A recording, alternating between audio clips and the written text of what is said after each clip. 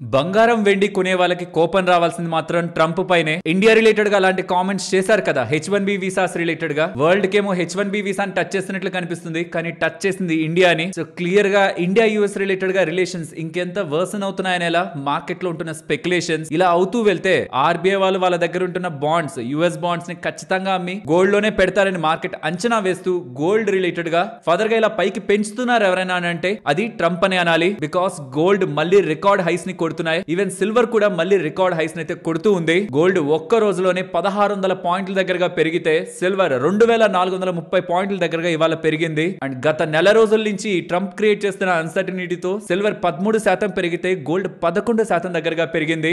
ఏంటి ఆ కొత్త అన్సర్టనిటీ, గోల్డ్ సిల్వర్ రిలేటెడ్ గా ట్రంప్ క్రియేట్ చేస్తున్న ఇంపాక్ట్ మాట్లాడుకుంటూ నిన్న నరేంద్ర మోడీ గారు 5 PM కి నేషన్ తో మాట్లాడుతున్నారంటే చాలా ఇంట్రెస్టింగ్ థింగ్స్ ఉంటాయి అనుకున్నాను. ఇన్ఫాక్ట్ ఉన్నాయి. ఈవెన్ వాటిని కూడా మనం డిస్కస్ చేద్దాం. అండ్ మోస్ట్ అవైటెడ్ ఇన్ఫర్మేషన్, ఈ H1B వీసా టాపిక్ రిలేటెడ్ గా ట్రంప్ తీసుకున్న డెసిషన్ తో ఇండియన్ ఐటీ మీద ఎలాంటి ఇంపాక్ట్ ఉంటుంది. అన్ని ఐటీ కంపెనీస్ ఇన్ఫర్మేషన్ ఇచ్చేసాయి మాకు ఎటువంటి ఇంపాక్ట్ ఉంటుందని. సింపుల్ గా ఇమేజ్ లో కూడా మీకు అర్థమైపోతుంది, బట్ నేను కూడా ఎక్స్ప్లెయిన్ చేస్తాను. ఇంటర్నేషనల్ గా ఉన్న ఇన్వెస్ట్మెంట్ బ్యాంక్స్ దగ్గర నుంచి లోకల్ గా ఉన్న రీసెర్చ్ ఎంటిటీస్ వరకు అందరూ కూడా రిపోర్ట్స్ ని పబ్లిష్ చేశారనమాట. ఇండియన్ ఐటీ కంపెనీస్ మీద ఏ ఇంపాక్ట్ ఉంటుందని వాళ్ళు పబ్లిష్ చేసిన డేటాను చూస్తే డెఫినెట్లీ ఇండియన్ ఐటీ స్టాక్స్ లో ఇన్వెస్ట్మెంట్ చేసిన వాళ్ళు, ఐటీ మీద ఒక వ్యూ తో ఉన్న వాళ్ళు పాజిటివ్ గానే ఫీల్ అవుతారు. బట్ ఆ డేటాకి ఇంకొక యాంగిల్ కూడా ఉంటుంది, వాటిని కూడా మనం మాట్లాడుకుందాం. అండ్ అన్ని ప్లాట్ఫామ్స్ లో ఇది పబ్లిష్ అవ్వలేదు, కానీ బిజినెస్ అప్టర్న్ అనే ప్లాట్ఫామ్ లో మాత్రం ఇవాళ Russia president Putin security council లో ఇంపార్టెంట్ స్టేట్మెంట్ చేయనున్నారనేలా డేటా కనిపిస్తుంది. ఏదైనా ఇంట్రెస్టింగ్ స్టేట్మెంటా ఆర్ జనరల్ స్టేట్మెంటా మనకు తెలియదు, కానీ దీన్ని కూడా ఒక్కసారి వీలైతే మనం ట్రాక్ చేయడం మంచిది. యుక్రెయిన్ రిలేటెడ్ గా ఏదైనా ఒక బిగ్ డెసిషన్ తీసుకున్నారనుకోండి, యూఎస్ కి ఏం చేయాలో తెలియదు కదా, మళ్ళీ ఇండియానే కనిపిస్తుంది. దాంతో పాటు ఈ ఇమేజ్ ని కూడా మీకు ఎక్స్ప్లెయిన్ చేయాలండి. ఇవాళ మండే కదా, ట్యూస్డే, వెనస్డే, థర్స్డే, ఫ్రైడే ఏ ఈవెంట్స్ ఉన్నాయి, ఈ వారం అంతా ఏ ఈవెంట్స్ ఉన్నాయి, వీటి గురించి మాట్లాడుకుంటూ ఇంకొన్ని మార్కెట్ అప్డేట్స్ ని మాట్లాడుకుంటూ ఇవాళ మార్కెట్ ఫాల్ అయిన ఈ సినారియోని కానీ, మార్కెట్ లో ఉన్న షార్ట్స్ ని కానీ, గ్లోబల్ మార్కెట్స్ కానీ డేటా అంతటిని ఎక్స్ప్లెయిన్ చేసుకుంటూ మార్కెట్ అనాలిసిస్ అయితే ఎండ్ చేద్దాం. Hello friends, welcome to day trader Telugu. Good evening. Sensex 466 points down అయ్యి 82,160 దగ్గర క్లోజ్ అయితే నిఫ్టీ 125 పాయింట్స్ డౌన్ అయ్యి 25,202 దగ్గర క్లోజ్ అయింది. వెరస్ బ్యాంక్ నిఫ్టీ 174 పాయింట్స్ డౌన్ అయ్యి 55,285 దగ్గర క్లోజ్ అయింది. ఇవాళ మార్కెట్ ఎంత పడిందని చూసినప్పుడు అది నాకు పెద్ద కంగారు అనిపించలేదు, కానీ పడిన విధానం మాత్రం కొంత డిస్టర్బింగ్ గానే ఉంది. ఆఫ్టర్నూన్ వరకు స్టెబిలైజ్ అవ్వాలని ప్రయత్నించి కరెక్ట్ గా ఒక 2 గంటల ఆ పాయింట్ నుంచి కూడా మార్కెట్ సడన్ గా పడిపోయే ప్రయత్నం. FIS మళ్ళీ మార్కెట్స్ రిలేటెడ్ గా అంటే ఇండియన్ మార్కెట్స్ ని ట్రంప్ టార్గెట్ చేశాడు క్లియర్ గా. అక్కడ మన డబ్బులు పెట్టడం వల్ల ఉపయోగం లేదు అనే ఒక క్లారిటీతో FIS మళ్ళీ పెద్ద మొత్తంలో సెల్లింగ్ ఏమైనా ఇండియన్ మార్కెట్స్ లో ప్రయత్నిస్తున్నారని ఒక క్వశ్చన్ మార్క్ 2 o'clock నుంచి వచ్చే ఆ పతనాన్ని చూసిన తర్వాత, మార్కెట్ లో వచ్చిన సడన్ డిప్ ని చూసిన తర్వాత అయితే అనిపించింది. లెట్స్ సీ ఇవాళ బ్లాక్ డీల్స్, బల్క్ డీల్స్ ఈ సెక్షన్ అంతటిని పక్కకు తీసి చూస్తే FIS ఏ రేంజ్ లో ట్రంప్ స్టేట్మెంట్స్ తర్వాత ఏ రేంజ్ లో ఇండియన్ మార్కెట్స్ మీద అగెనెస్ట్ గా ఉన్నారని. అండ్ ఇవాళ ఏం డ్రాగ్ చేసిందని చూసారనుకోండి, ఐటీ ఇండెక్స్ 3% దగ్గరగా పడింది, ఫార్మా ఇండెక్స్ 1.5% దగ్గరగా పడింది. స్మాల్ క్యాప్స్, మిడ్ క్యాప్స్ కూడా ఇవాళ మంచిగా అంటే టూ మచ్ కాదు, యావరేజ్ గానే పడ్డాయి. ఈ నిఫ్టీ, సెన్సెక్స్, లార్జ్ క్యాప్స్ వీటన్నిటికంటే కూడా ఇవాళ స్మాల్ క్యాప్స్, మిడ్ క్యాప్స్ పడ్డాయి. బట్ వాటికంటే ఎక్కువగా ఐటీ స్టాక్స్, పర్టికులర్ గా ఐటీ ఇండెక్స్ 3% దగ్గరగా పడింది. ఫార్మా కూడా, ఎందుకంటే ఐటీని టచ్ చేస్తారంటే ఏదో రోజు ఫార్మాని కూడా టచ్ చేస్తారులే, ఏదో ఒక కన్సర్న్స్ ని పెడతారు అని ఇక్కడ ఏవైతే బిజినెస్ అమెరికాకు చేస్తున్నాయో వాటన్నిటిలో కూడా ఇంపాక్ట్ కనిపించింది. మరి ఐటీ స్టాక్స్ నిజంగానే ఇంపాక్ట్ ఉందా? ఎంటైర్ ఐటీ సెక్టార్ కి, ఐటీలో జాబ్స్ చేస్తున్న వాళ్ళు దీన్ని ఎలా చూడాల్సి ఉంటుంది? డేటాని మాట్లాడుకునేందుకు కొంత మార్కెట్ డేటాని డిస్కస్ చేసుకుందాం. యుఎస్ కి సంబంధించి, చైనాకి సంబంధించి రిలేషన్ బెటర్ అవుతుందని ఎలా ట్రంప్ అఫీషియల్ గా కామెంట్స్ అయితే చేస్తున్నారు. ట్రేడ్ డీల్ పరంగా, టిక్ టాక్ పరంగా, వాటన్నిటి పరంగా కూడా సాటిస్ఫాక్టరీగా ముందుకు వెళ్తున్నామని, త్వరలోనే అనౌన్స్మెంట్స్ ఉంటాయని ఎలా, యుఎస్ చైనా రిలేషన్స్ స్ట్రెంథెన్ అవుతున్నాయని ఎలా డేటా మనకైతే కనిపిస్తుంది. మరి ఇండియా పరిస్థితి, పీయూష్ గోయల్ గారు వెళ్ళారు కదా, ఇవాళే డిస్కషన్ ఉంది యుఎస్ తో. దానికి ముందు ఒక చిన్న ట్రైలర్ లా మనకు వేశారు, మేము ఈ డెసిషన్ తీసుకుంటే ఎంత ఇంపాక్ట్ అవుతారని, ఆర్ నిజంగానే డెసిషన్ తీసుకోవాలనే ప్రయత్నించారేమో. ప్రాబబుల్లీ అలా తీసుకుంటే ఏం జరుగుతుందని పెద్ద ఐటీ కంపెనీస్ అన్ని ట్రంప్ కి ఎక్స్ప్లెయిన్ చేసా, లేకపోతే సర్టెన్ ప్రెషర్ ఎక్స్టర్నల్ గానో చాలా క్విక్ గానే డెసిషన్ వెనక్కి తీసుకున్నారు కదా ట్రంప్. ఫస్ట్ ఏమన్నారు, సంవత్సరానికి ఒకసారి $1,00,000 అంటే సుమారుగా 88 లక్షలు ఇండియన్ రూపీస్ లో చూస్తే కట్టి H1B ని రెన్యూ చేసుకోవాలి. ఎవరు చేసుకోవాలి? కంపెనీ చేయాలి. ఇప్పుడు నేను ఒక కంపెనీ అక్కడ జాబ్ లో తీసుకుంటే నా పేరు మీద $1,00,000 దగ్గరగా కడితే ట్రంప్ కి, అంటే ఒక 90 లక్షలుగా జస్ట్ ఫీజే కడితే మరి నాకు శాలరీ ఎంత ఇవ్వాలి? స్టాండర్డ్స్ ప్రకారం అక్కడ కొన్ని స్టాండర్డ్స్ ఉంటాయి కదా, స్టాండర్డ్స్ ప్రకారం నాకెంత శాలరీ ఇవ్వాలి? వైబుల్ కాదు. సో పక్క వాళ్ళని తీసుకోరు, పక్క దేశం వాళ్ళని తీసుకోరు, అక్కడున్న అమెరికన్స్ ని తీసుకుంటారు. అమెరికన్స్ ని మంచిగా జాబ్స్ వస్తాయి. సో అమెరికాలో తనను ఒక హీరోగా చూస్తారు. వాట్ ఎవర్ ద రీజన్, తన స్టెప్ తీసుకున్న తర్వాత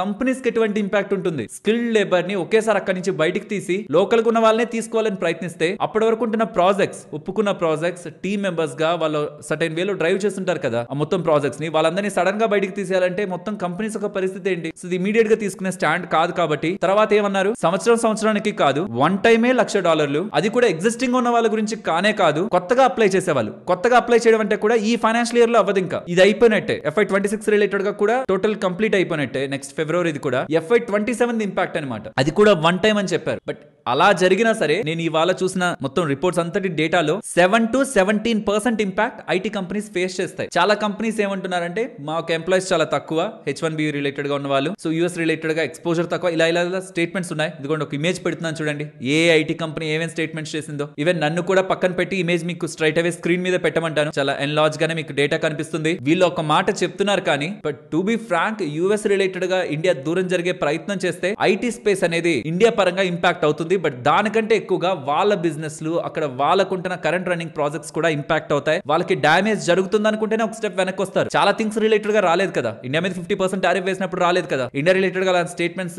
వేగ్ స్టేట్మెంట్స్ అని చేసినప్పుడు మళ్ళీ వెనక్కి వచ్చేది కాదని చెప్పలేదు కదా. కానీ ఇక్కడ మాత్రమే చెప్పిన కొద్ది గంటల్లోనే I think less than 24 hours statements ని మార్చేసుకున్నారు కదా. అక్కడ కామర్స్ మినిస్ట్రీ హార్వర్డ్ లిట్నిక్ చేసిన స్టేట్మెంట్, ట్రంప్ పక్కనే ఉండి మొత్తం ప్రెస్ అంతా విట్నెస్ చేసిన statements, press secretary Karoline Leavitt వచ్చి మొత్తం మార్చేశారు కదా, అదేం కాదని చెప్పేశారు కదా. దట్ మీన్ యూఎస్ కంపెనీస్ కి talent pool, Indian talent pool అనేది present a structure or web ఏదైతే ఉంటుందో అది చాలా ఇంపార్టెంట్. అది డిస్టర్బ్ చేస్తే ఇండియన్స్ ఇంపాక్ట్ అవుతారు, ఇండియన్ ఎకానమీ సర్టైన్ వేలో ఇంపాక్ట్ అవుతుంది. బట్ దానికంటే గ్రేటర్ వెర్షన్ లో యూఎస్ కంపెనీస్ కూడా ఇంపాక్ట్ అవుతాయి కాబట్టి వాళ్ళకి అది తెలుసు కాబట్టి ఒక స్టెప్ వెనక్కి వెళ్ళడం జరిగింది. ఈవెన్ పీయూష్ గోయల్ గారు ఒక కామెంట్స్ ఉంటాయి చూడండి, they are so little afraid of our talent, we have no objection to that. మా టాలెంట్ ని చూసి అఫ్రైడ్ అవుతున్నారు, భయపడుతున్నారు, మాకేం అబ్జెక్షన్ లేదని పీయూష్ గోయల్ గారు కామెంట్స్ ఉంటాయి. బట్ సీరియస్లీ ఇంటర్ డిపెండెన్సీ అనమాట, సింబయాసిస్ అంటుంటారు మనం చిన్నప్పుడు చదువుకునే రోజుల్లో. ఒకటి ఇంకొక దాని మీద ఉండి ఇద్దరు బెనిఫిట్ అవుతూ ఉంటారనమాట, ఇద్దరు కలిసి ఉండడం కారణంగా. అది అలాంటిది, ఎవరు ఇంకొకరి కారణంగా పైకి వెళ్ళట్లేదు, ఇంకొకరు కిందకి వెళ్ళట్లేదు. బట్ యూఎస్ఏ ఏమనుకుంటుంది, ఇండియాకి డబ్బులు వస్తుంది కాబట్టి ఇండియన్స్ మాత్రం ఎక్కువ సంపాదించుకుంటున్నారు కాబట్టి వాళ్ళని బయటికి పంపించేస్తే ఇండియా తగ్గిపోతుంది అనుకుంటుంది. బట్ ఆ ఎంటైర్ ఆర్గనైజేషన్ లో వీళ్ళు ఏ ప్లేస్ లో ఉన్న ఆర్గనైజేషన్ అక్కడ పెట్టారన్నది కూడా మనం గుర్తుంచుకోవాలి. ఇది సెల్ఫ్ రెస్పెక్ట్ మీద కొడుతున్నదే. మీరు మీ దేశంలో పోయి పని చేసుకోండి, మా దేశంలో మీకేం పని అని. మరి అలా అయితే యూఎస్ తర్వాత యూకే వాళ్ళు చేసిన కామెంట్స్ చూడండి. యూఎస్ H1B రిలేటెడ్ గా అన్సర్టనిటీ ఉండేసరికి టాప్ టాలెంట్ అంతా వేరే దగ్గర షిఫ్ట్ అయిపోవాలనుకుంటారు కదా. ఇటువంటి టాలెంట్ లేని వాళ్ళు లేకపోతే ఏదో ఒక రకంగా లక్ తో వెళ్ళిపోయిన వాళ్ళు మేబీ వెనక్కి రావడమా లేకపోతే అక్కడ ఏదో ఒకటి చేసుకోవడమా చేస్తారేమో. బట్ టాలెంట్ ఉంటున్న వాళ్ళు వాళ్ళని అట్రాక్ట్ చేయడానికి కంట్రీసే పోటీ పడేలా కనిపిస్తున్నాయి. యూకే వాళ్ళు టాలెంట్ రిలేటెడ్ గా, గ్లోబల్ టాలెంట్ రిలేటెడ్ గా ఉంటున్న వీసా ఫీని స్క్రాప్ చేసి ఎవరెవరైతే యూఎస్ లో ఉండడానికి అన్సర్టైన్ గా ఫీల్ అవుతున్నారో వాళ్ళని లాగదామని చూస్తున్నారు. ఇమిగ్రేషన్ ఫ్రెండ్లీ ఉండడం వల్లే యూఎస్ ఇంతలా స్ట్రాంగ్ గా గ్రో అయింది. ఇప్పుడు దానికి అగైనెస్ట్ గా మూవ్ అయితే వాళ్ళ రిలేటెడ్ గాను డామేజ్ చూడాల్సి ఉంటుంది. అండ్ కంట్రీస్ దీని ఒక ఆపర్చునిటీగా భావిస్తున్నారనడానికి యూకే రిలేటెడ్ ఉన్న ఈ స్టేట్మెంట్స్ కూడా ప్రస్తుత గ్రోయింగ్ ఎకానమీస్ లో టాలెంట్ ఒక రిక్వైర్మెంట్ ఎంత ఉందనేది చూపిస్తుంది. ఇక గోల్డ్ అండ్ సిల్వర్ విషయానికి వద్దాం. రికార్డ్ స్థాయికి అయితే వెళ్తూ ఉన్నాయి. ఇంకా పెరిగిపోతుందా, ఇక్కడ నుంచి ఎంత పెరిగిపోతుంది, సీరియస్లీ అది చెప్పగలిగేది దేవుడైనా చెప్పాలి, అది చెప్పే వాళ్ళు అబద్ధమైనా చెప్పాలి. బట్ నేను ఒకటైతే చెప్పగలను, రీసెంట్ గా చేసిన అన్ని వీడియోస్ లో కూడా నేను మీకు ఒక ఇంపార్టెంట్ ఫ్యాక్టరే చెప్పదలుచుకున్నాను. గోల్డ్ ని పెంచుతున్నది మీరు నేను కొనడం వల్ల కాదు, మనం కొనడం కొనకపోవడం వల్ల బయట పెరగడం తగ్గడం అనేది ప్రెసెంట్ లేదు.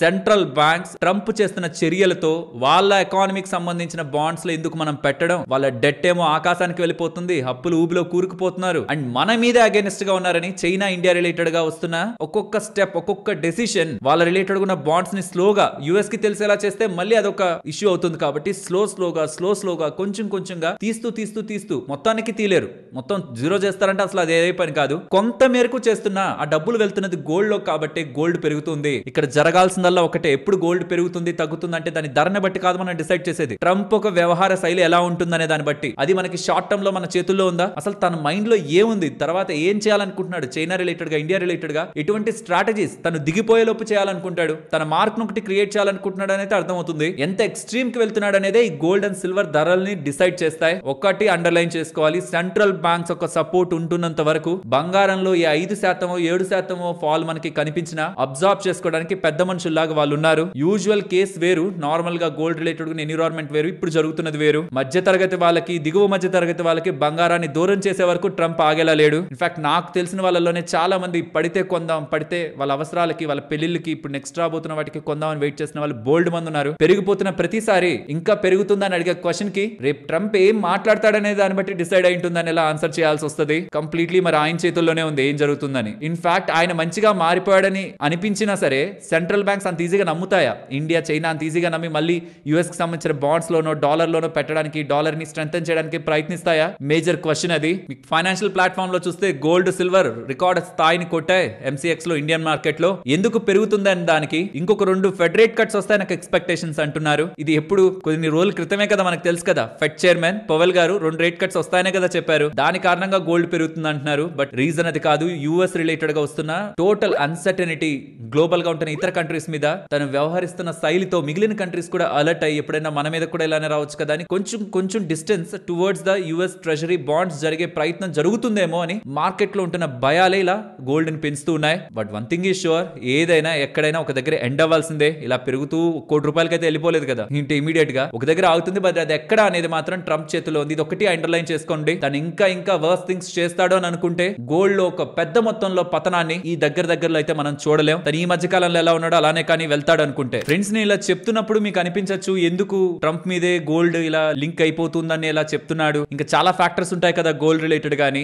సెంటిమెంట్ ని ఎప్పుడు కూడా ఒక మేజర్ థింగ్ ఎక్కువ డ్రైవ్ చేస్తుంటది. యూజువల్ గా ప్రతిరోజు అంటే గోల్డ్ పడిపోతున్నప్పుడు కూడా బంగారం కొనే వాళ్ళు ఉంటారు, గోల్డ్ పెరుగుతున్నప్పుడు బంగారం కొనే వాళ్ళు ఉంటారు. బయట చాలా వాటిలో బంగారం యూసేజ్ ఉంటుంది, అది ప్రతిసారి జరుగుతూనే ఉంటుంది. బట్ ఒక ప్రైజ్ ని అంటే బయ్యర్ని ఇంకా ఎక్కువ కొనాలని, సెల్లర్ని పెద్దగా అమ్మద్దు ఆగండి అని ఆ సెంటిమెంట్ ని చేంజ్ చేయగలిగే ఫ్యాక్టర్ ఒకటి ఉంటుంది చూసారా, ప్రెసెంట్ అది ట్రంప్ ఫ్యాక్టర్ అనమాట. ఇక్కడ ఇది చూడండి, అంటే దీంతో మీకు సీరియస్నెస్ అర్థమవుతుంది. సౌత్ కొరియన్ ప్రెసిడెంట్ లీ అని స్టేట్మెంట్స్ చేస్తున్నారు. నేను సిఎన్బిసి మొత్తం ట్విట్టర్ చూపించి చెప్తున్నాను. తను పైన మీకు కొంత డేటా కనిపిస్తుంది. ఆ డేటాని మీరు మీకు స్క్రీన్ మీద పెడుతున్నాను కాబట్టి మీరు చదవచ్చు కూడా. బట్ దాని ఒక మీనింగ్ నేను మీకు ఎక్స్ప్లెయిన్ చేస్తాను. మళ్ళీ ఆ డేటా చదివే ఎక్స్ప్లెనేషన్ అంతే టూ లాంగ్ అవుతుంది. $350 బిలియన్ దగ్గరగా వాళ్ళ దగ్గర రిజర్వ్స్ లో డబ్బులు ఉంది సౌత్ కొరియా దగ్గర. ట్రంప్ ఏం చెప్తున్నారంటే, నువ్వు రిజర్వ్స్ లో ఎందుకు డబ్బులు పెట్టుకోవడం, ఫారెన్ రిజర్వ్ ఫారెక్స్ రిజర్వ్స్ ఉంటాయి కదా ప్రతి కంట్రీకి ఉంటుంది. ఫారెక్స్ రిజర్వ్స్ ఎందుకు, అది తెచ్చి మా గవర్నమెంట్ బాండ్స్ లో ఇన్వెస్ట్ చేయి. సౌత్ కొరియా వాళ్ళతో డబ్బులు తెచ్చి మా గవర్నమెంట్ బాండ్స్ లో ఇన్వెస్ట్మెంట్ చేయి అని అడిగే పొజిషన్ లోకి ప్రెసెంట్ యూఎస్ అయితే వెళ్తుంది. దానికి సౌత్ కొరియా ప్రెసిడెంట్ లీ ఏమంటున్నారంటే, 1997 లో ఏషియన్ ఫైనాన్షియల్ క్రైసిస్ వచ్చింది కదా, అప్పుడు సౌత్ కొరియా వాళ్ళు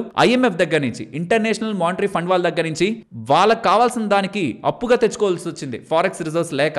ఆ స్టేజ్ కి వెళ్ళిపోతాం మీ బాండ్స్ లో డబ్బులు పెడితే ఎలా తన స్టేట్మెంట్స్ అయితే చేస్తున్నారు. So one thing is clear, US నుంచి కంట్రీస్ దూరం జరగాలనుకుంటున్నాయి. దానికి ఖచ్చితంగా 100% బాధ్యత ట్రంపే తీసుకోవాలి. ఎప్పుడైనా ఒక డిప్లొమాటిక్ నేచర్ ఉంటుంది వేరే కంట్రీస్ తో అప్రోచ్ అవుతున్నప్పుడు. ఈవెన్ ఎనిమీగా ఉంటున్న కంట్రీని అప్రోచ్ అవడానికి ఒక నేచర్ ఉంటుంది. బట్ ఫ్రెండ్లీ నేషన్స్ తో కూడా ఎనిమీ బిహేవియర్ ని క్రియేట్ చేస్తూ వాళ్ళని దూరం జరిపే ప్రయత్నం ప్రతి ఒక్క ఇతర కంట్రీ కూడా గమనిస్తుంది. ఎగ్జాంపుల్ చెప్పి ఇది ఎండ్ చేస్తాను. ఇది మరి నేను ఏమైనా ఎక్కువ మాట్లాడు మీకు అంటే ఈ జియోపొలిటికల్ థింగ్స్ ఒకవేళ మనం షార్ట్ డౌన్ చేసేద్దాం అంటే కామెంట్ సెక్షన్ లో చెప్పండి. సో నేను దాన్ని కట్ చేయడానికే చూస్తాను. బట్ నా ఒపీనియన్ ఏంటంటే, ఈ థింగ్స్ మీకు అర్థమైతే అంటే గోల్డ్ పెరుగుతుందా లేదా అనేది, దాని రెసిస్టెన్స్, దాని సపోర్ట్, ఆర్ ఇంకా బయట ఎవరెవరు ఎంత కొంటున్నారనే దాన్ని బట్టి కాదు, సర్టెన్ థింగ్స్ మీద అనేది మీకు అర్థమవుతుంది. ఇప్పుడు మీరు నేను ఫ్రెండ్ అనుకోండి, మీరు నాకు చాలా చేస్తున్నారు, నేను మీకు చాలా చేస్తున్నాను. బట్ సడన్ గా నేను వచ్చి మిమ్మల్ని పక్కకు పెట్టేశాను అనుకోండి, ఇది మిగిలిన వాళ్ళందరూ కూడా చూస్తారు కదా. దీనితో ఫ్రెండ్షిప్ చేస్తే, రేవంత్ ఫ్రెండ్షిప్ చేస్తే అలా పక్కన పెట్టేస్తున్నా అంటే నేను ఎందుకు ఫ్రెండ్షిప్ చేయాలి, రేపు నేను అలర్ట్ గానే ఉంటానని మిగిలిన వాళ్ళందరూ కూడా అలర్ట్ అవుతారు. సో ఇన్ దట్ వే తను ఇండియాతో బిహేవ్ చేస్తున్నా, చైనాతో బిహేవ్ చేస్తున్న విధానంలో ఒక దారి తప్పి ఇంకొక స్టెప్ తీసుకునే ప్రయత్నంలో మిగిలిన కంట్రీస్ కూడా కొంత జాగ్రత్త పడే ప్రయత్నం అయితే చేస్తాయి. అది యుఎస్ కి మంచిది కాదు. గోల్డ్ ని పక్కన పెడదాం కాసేపు, యుఎస్ కి మంచిది కాదు. తన పాటికే ఉంది, తన ప్రెసిడెన్సీ అయిపోయాక వెళ్ళిపోతారు. ఈ లోపు డాలర్ ఒక పరిస్థితి, యుఎస్ రిలేటెడ్ గా వేరే కంట్రీస్ ఒక రిలేషన్ పూర్తిగా డిస్టర్బ్ అయ్యే అవకాశం కూడా ఉంటుంది. బంగారం అంటారా, ఒక టైం వరకు పెరుగుతుందేమో, పెరిగి ఒక టైం నుంచి అయినా కన్సాలిడేట్ అవ్వాల్సిందే, ఒక దగ్గర ఆగాల్సిందే. కానీ తిని పుణ్యమాని ఎక్కడికి పెంచి కన్సాలిడేట్ చేస్తాడు, ఎక్కడికి వెళ్ళి అది ఆగుతుంది అనేది మార్కెట్స్ కి అంతు చిక్కట్లేదు. అండ్ ఎస్ మార్కెట్ క్లోజ్ అయ్యే ముందు రష్యా ప్రెసిడెంట్ పుతిన్ గారి స్టేట్మెంట్స్ అయితే అప్డేట్ అయిపోయాయి. అది మీకు స్క్రీన్ ముందు పెడుతున్నాను. The system of Russian American relations has been destroyed in the field of arms control అంటున్నారు. అంటే రష్యా అమెరికన్ రిలేషన్స్ ఎంత దూరం వెళ్ళాయనేలా తన స్టేట్మెంట్స్ లో అయితే మనం అర్థం చేసుకోవచ్చు. ఎవరైనా మాకు థ్రెట్స్ ఇస్తే, అంటే మేము ఇది చేస్తాం అది చేస్తాం అంటే, మేము మాటలతో కాదు, మేము తిరిగి సమాధానం చెప్పగలం through military and technical measures. And nuclear arms ట్రీటీని ఎక్స్పైర్ అయిన తర్వాత కూడా 1 year కి ఎక్స్టెండ్ చేస్తున్నట్లు రష్యన్ ప్రెసిడెంట్ చెప్తున్నారు. అండ్ ఇదే యుఎస్ కూడా ఫాలో అవుతుందని ఎక్స్పెక్ట్ చేస్తున్నట్టు. డిస్ట్రక్టివ్ వెస్ట్ బిహేవియర్ కారణంగా, అంటే యుఎస్ కానీ యూరోపియన్ కంట్రీస్ ఒక రాంగ్ బిహేవియర్ కారణంగా స్టెబిలిటీ వర్సన్ అవుతూ ఉందని యుఎస్ మీద, వెస్టర్న్ కంట్రీస్ మీద తన ఆరోపణ చేసే ప్రయత్నం అయితే చేశారు. సో ఇది రష్యన్ ప్రెసిడెంట్ గారి దగ్గర నుంచి, పుతిన్ గారి దగ్గర నుంచి వస్తున్న స్టేట్మెంట్స్. సింపుల్ గా చెప్పాలంటే ఇంకొక సంవత్సరం రోజుల పాటు కూడా మన మధ్యలో ఉంటున్న ఒప్పందాన్ని ఎక్స్పైరీ అయిపోయినా సరే మేము కొనసాగిస్తాం. ఎప్పుడు చేస్తాం అలా, యుఎస్ కూడా అదే పని చేస్తే అని. అసలు ఏంటి ఒప్పందం, వీళ్ళిద్దరి మధ్యలో ఉన్న ఒప్పందం ఏంటంటే, ఇద్దరు అణువాయుధాలని ఒక లిమిట్ కి మించి పెంచకూడదు, ఇద్దరిని చెక్ చేసుకోవచ్చు అనమాట. సో ఈ ఒప్పందం ఎక్స్పైర్ అయిపోయింది అనుకోండి, ఇప్పుడు రష్యా కావాలనుకుంటే అణువాయుధాలని దారుణంగా పెంచేసుకొని రేపొద్దున అది యుఎస్ కి థ్రెట్ అవ్వచ్చు కదా, ఆ యుఎస్ భారీగా పెంచేసుకుంటే అది రష్యాకి థ్రెట్ అవ్వచ్చు కదా. అలా కాకుండా మేమే ఒక స్టెప్ ముందుకు వేస్తున్నాం, అణ్వాయుధాలని ఒక లిమిట్ లో పెట్టేందుకు ఇంకొక సంవత్సరం రోజుల పాటు కూడా మేము అంగీకరిస్తాం, కానీ దానికి యుఎస్ కూడా ఒప్పుకుంటేనే అలా చేస్తామనేలా పుతిన్ స్టేట్మెంట్స్ అయితే కనిపిస్తున్నాయి. నిన్న మోడీ గారు 5 PM కి నేషన్ అడ్రస్ చేస్తూ మీటింగ్ అనేసరికి ఈ ట్రంప్ రిలేటెడ్ ఏదైనా ఇంపార్టెంట్ స్టేట్మెంట్స్ ఉంటాయి ఏమో అన్సర్టనిటీ పరంగా అనుకున్నాను, బట్ మెజారిటీ ఆఫ్ స్టేట్మెంట్స్ అంతా కూడా జిఎస్టీ పరంగా ఉన్నాయి. 2 లక్షల కోట్ల దగ్గరగా సేవింగ్ ఉంటుందని and majority of GST slabs అన్ని కూడా 5% కి మారిపోయాయని, చాలా మంది డబ్బులు సేవ్ చేసుకుంటారని అండ్ మనం సెల్ఫ్ కన్సంప్షన్ పరంగా స్ట్రాంగ్ గా గ్రో అవుతామని, ఇలా ఎకానమీ పరంగా నార్మల్ ఏవైతే కామెంట్స్ జరగాలో అవే కామెంట్స్ జరిగాయి. అండ్ నెక్స్ట్ కమింగ్ డేస్ లో మార్కెట్ రిలేటెడ్ గా ఇంపార్టెంట్ డేట్స్ ని మీరు ఇక్కడ అబ్జర్వ్ చేయొచ్చు. మేజర్ ఇంపార్టెంట్ ఏంటంటే యుఎస్ కి సంబంధించిన డేటా, పీసీఈ డేటా కానీ, పర్సనల్ కన్సంప్షన్ రిలేటెడ్ గా ఉంటున్న ఇన్ఫ్లేషన్ డేటా కానీ, జీడిపి డేటా కానీ థర్స్డే మనకి అప్డేట్ అవుతుంది. ఇది మేజర్ అనమాట. మిగిలిన ఏ ఇంపార్టెంట్ ఈవెంట్స్ ఉన్నాయనేది ఇక్కడ మీకు స్క్రీన్ మీద పెడుతున్నాను, బట్ నేను అబ్జర్వ్ చేస్తున్నది థర్స్డే ఒక్కరోజు జీడిపి అండ్ పీసీఈ డేటా కోసం. మోస్ట్ ఆఫ్ ద మార్కెట్స్ అన్ని కూడా మిక్స్డ్ గానే ఉన్నాయి. అంటే స్ట్రాంగ్ గా పెరగట్లేదు, అట్లా స్ట్రాంగ్ గా పడిపోవట్లేదు. డాలర్ ఇండెక్స్ కూడా వీక్ అవుతూనే ఉంది, 97.4 దగ్గర ఉంది. అండ్ ఎఫ్ఐఎస్ ఇవాళ ఎలా వ్యవహరిస్తారనేది చూడాలి. ఈ మధ్యకాలంలో కొంత శాంతించినట్టుగా అనిపిస్తున్నారు కదా. 12th సెప్టెంబర్ నుంచి పెద్దగా ఏం సెల్లింగ్ లేదు వాళ్ళ దగ్గర, అలా అని పెద్ద బయింగ్ కూడా లేదు. బట్ ఇవాళ వాళ్ళ యాక్టివిటీ ఎలా ఉంటుందో చూడాలి. అండ్ షార్ట్స్ అయితే ప్రెసెంట్ 87 దగ్గరగా మెయింటైన్ చేస్తున్నారు, హెవీ షార్ట్స్. మరి చూద్దాం ఇవాళ ఎంత యాక్టివిటీ వాళ్ళది ఇంప్రూవ్ అయి ఉంటుంది, పర్టికులర్లీ షార్ట్స్ పరంగానే. అండ్ ఫైనలీ మార్కెట్ రిలేటెడ్ గా ట్రంప్ క్రియేట్ చేస్తున్న అన్సర్టనిటీ మార్కెట్ ని టెంపరరీ పెయిన్ లో ఉంచుతున్నా. అపార్ట్ ఫ్రమ్ ట్రంప్ అంటే ఒక్కటి ఎండ్ అయితే రెస్ట్ ఆఫ్ ద థింగ్స్ అన్ని కూడా మన రిలేటెడ్ గా రీసెంట్ టైమ్స్ లో తీసుకున్న చేంజెస్ తో రెస్ట్ ఆఫ్ ద థింగ్స్ అన్ని కూడా బెటర్ ప్లేస్ లోనే ఉన్నాయి. మరి ఈ ఒక్కటి టెంపరరీగా షార్ట్ టర్మ్ లో రిజాల్వ్ అయిపోతే వాటన్నిటి ఒక ఇంపాక్ట్ మార్కెట్ మీద ఇన్ఫ్లుయెన్స్ ని చూపిస్తుంది. కానీ ఇంకా దీన్ని పెద్దది చేసే ప్రయత్నం చేస్తుంటే మార్కెట్స్ సఫర్ అవుతాయి. షూర్, దానికి మనం ప్రిపేర్డ్ గా ఉండాలి. బట్ అది short టర్మా long టర్మా?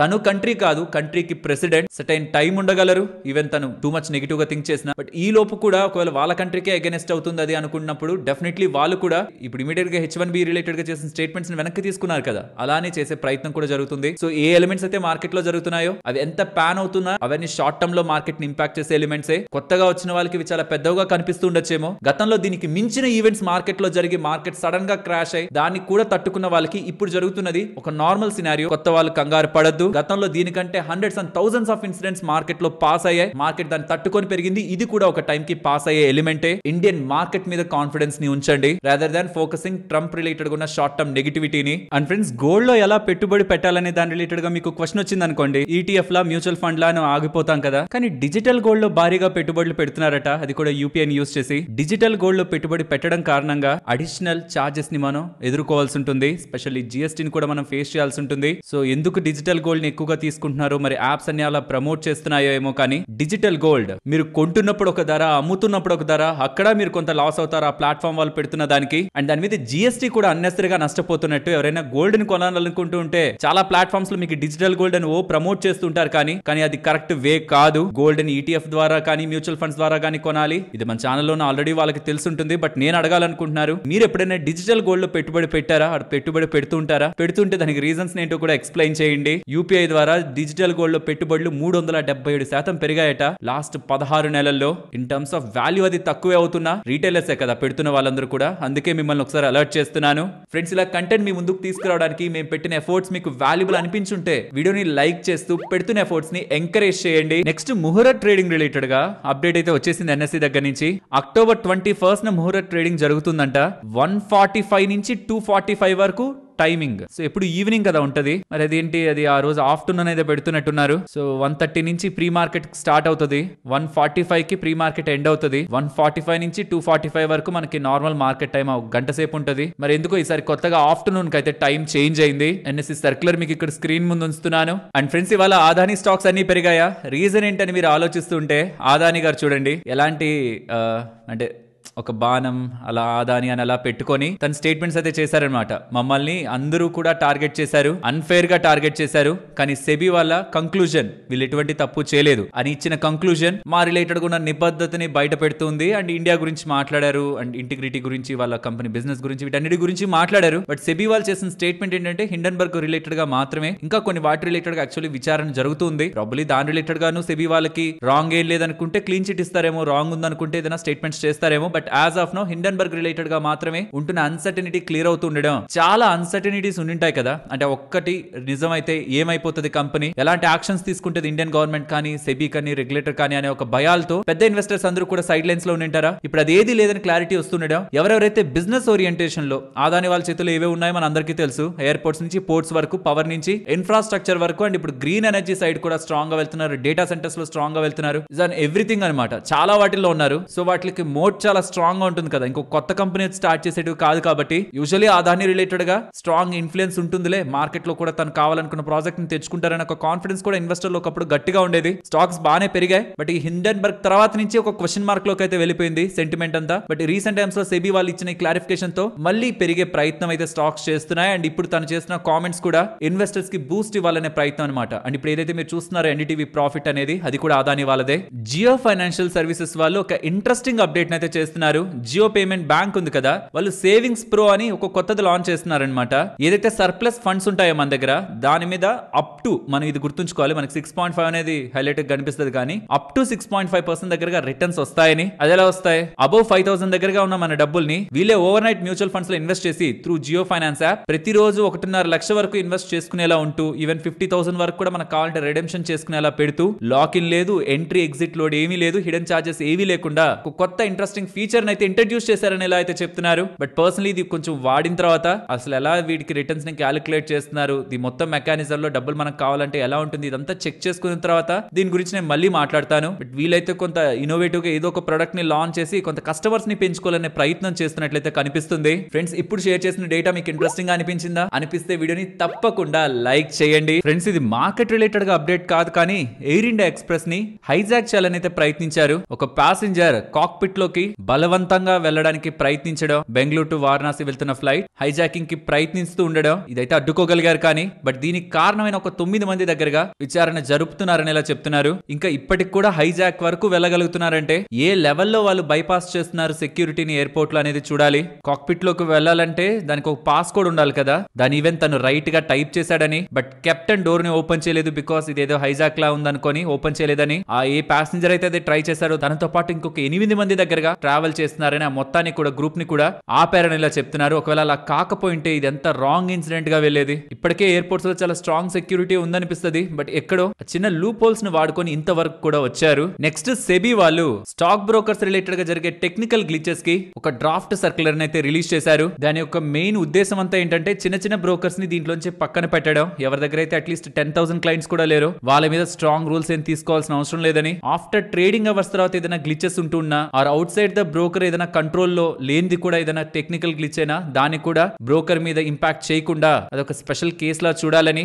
Decisions తీసుకుంటుండడం. Almost 457 small brokers దగ్గరగా ఎగ్జామ్ లోకి వెళ్తారనేలా డేటా కనిపిస్తుంది. ఇంకా దీని రిలేటెడ్ ఉన్న ఇంపార్టెంట్ ఇన్ఫర్మేషన్ కూడా ఇక్కడ మీకు స్క్రీన్ ముందు ఉంచుతున్నాను. యాక్చువల్లీ ఈ ఫ్రేమ్ వర్క్ ఫస్ట్ ఇష్యూ అయింది నవంబర్ 2022 లో. తర్వాత దీని ఎప్పుడు కూడా రివైజ్ చేయలేదు. బట్ మళ్ళీ ఇప్పుడు ఫర్దర్ గా చేంజెస్ చేయడానికి అయితే ప్రయత్నిస్తున్నారు, బ్రోకర్స్ కి కొంత వెసులుబాటు క్రియేట్ చేద్దామని. బట్ ఇది జస్ట్ కన్సల్టేషన్ పేపర్ మాత్రమే. పబ్లిక్ ఒక ఫీడ్బ్యాక్ అడిగారు, ప్రాబబ్లీ ఫీడ్బ్యాక్ తర్వాత ఈ చేంజెస్ అప్లై అవుతాయి. ఇంపార్టెంట్ డేటా కూడా దీని రిలేటెడ్ ఉన్నది మీకు స్క్రీన్ మీద ఉంచుతున్నాను. ఫ్రెండ్స్, ఈ జిఎస్టీ ఇంపాక్ట్ అయితే స్ట్రాంగ్ అనే సేల్స్ లో కనపడేలా కనిపిస్తుంది. ఎందుకంటే నేను పర్సనలీ ఎంక్వైరీ చేస్తున్నంత వరకు ఆటో డీలర్స్ దగ్గర కానీ, కార్ కానీ, 2 వీలర్స్ కానీ, అండ్ బయట కూడా కన్స్యూమర్ అప్లయన్సెస్ వీటన్నిటి పరంగా కూడా చాలా మంచి ఆఫర్స్ ని రన్ చేస్తూ, అంటే జిఎస్టీ ఎలాగో ఉంది, దాంతో పాటు అడిషనల్ ఆఫర్స్ ని కూడా రన్ చేస్తూ సేల్స్ ని బూస్ట్ చేయాలనే ప్రయత్నం కంపెనీస్ చేస్తున్నాయి. అందులో వన్ ఆఫ్ ద ఎగ్జాంపుల్ గా చూడాలంటే బజాజ్ పల్సర్ వాళ్ళు జిఎస్టీ సేవింగ్స్ ని అది ఎలాగో యాడ్ చేస్తున్నారు, అది యాడ్ చేస్తూ గవర్నమెంట్ సైడ్ నుంచి వచ్చింది, అది వీళ్ళ సైడ్ నుంచి కాదు. దాంతో పాటు ఏంటంటే జీరో ప్రాసెసింగ్ ఫీ అని, కాంప్రహెన్సివ్ ఇన్సూరెన్స్ అని, హ్యాట్రిక్ ఆఫర్ అనేలా పెడుతూ ఇంకా ఫర్దర్ గా సేల్స్ ని బూస్ట్ చేయాలని ప్రయత్నిస్తున్నారనమాట.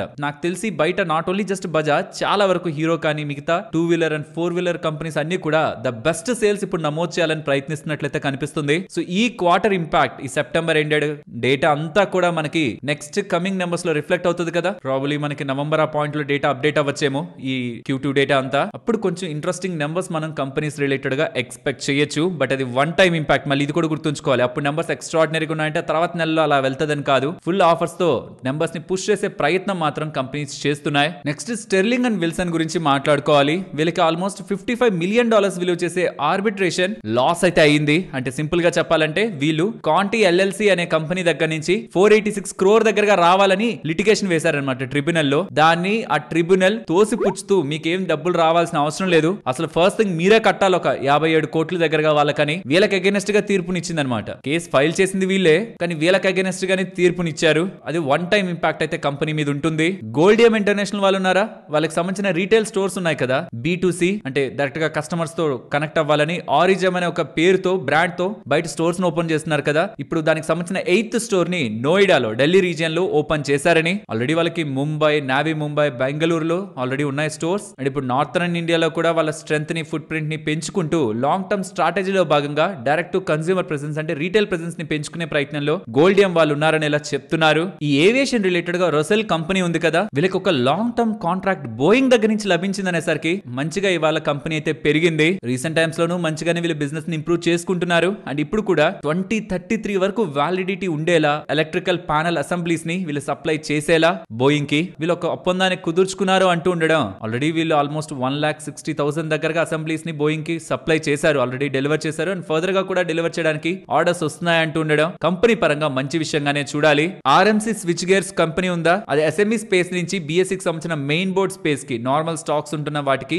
మైగ్రేట్ అయితే అయింది. దీంతో పాటు 59 crore 10 lakhs విలువ చేసే ఆర్డర్ జైపూర్ వాళ్ళ దగ్గర నుంచి వీళ్ళు గెలుచుకుంటున్నట్లు అప్డేట్స్ అయితే చేస్తున్నారు. నెక్స్ట్ ఎస్సిపిసి ఇంజనీరింగ్ గురించి మాట్లాడుకోవాలి. వీళ్ళు 443 crore విలువ చేసే ఇరిగేషన్ ప్రాజెక్ట్ ని బీహార్ లో గెలుచుకున్నారని, నెక్స్ట్ 24 months లో అంటే 2 years లో ఇది కంప్లీట్ చేస్తారని ఇలా చెప్తున్నారు. వీళ్ళు FY25 stand alone revenue 598 crores దగ్గరగా, అలాంటిది 443 crore ఆర్డర్ అంటే 2 years లో ఎగ్జిక్యూటివ్ ఆర్డర్ అంటే డెఫినెట్లీ బిగ్ థింగే. వీళ్ళది ఈపీసీ సొల్యూషన్స్ ప్రొవైడ్ చేస్తుంటారనమాట. Water and waste water related గా roads, industrial infrastructure and mining sectors కి వీళ్ళు బిజినెస్ ఇస్తూ ఉంటారు. ఈపీసీ మోడల్లో మంచి ఆర్డర్ వీళ్ళు గెలుచుకున్నారు. ఎన్బిసిసి వాళ్ళకి హుడ్కో వాళ్ళ దగ్గర నుంచి 117 crore కి విలువ చేసే ఆర్డర్స్ వచ్చాయన్నమాట. Development orders. ఎక్కడెక్కడ డెవలప్మెంట్?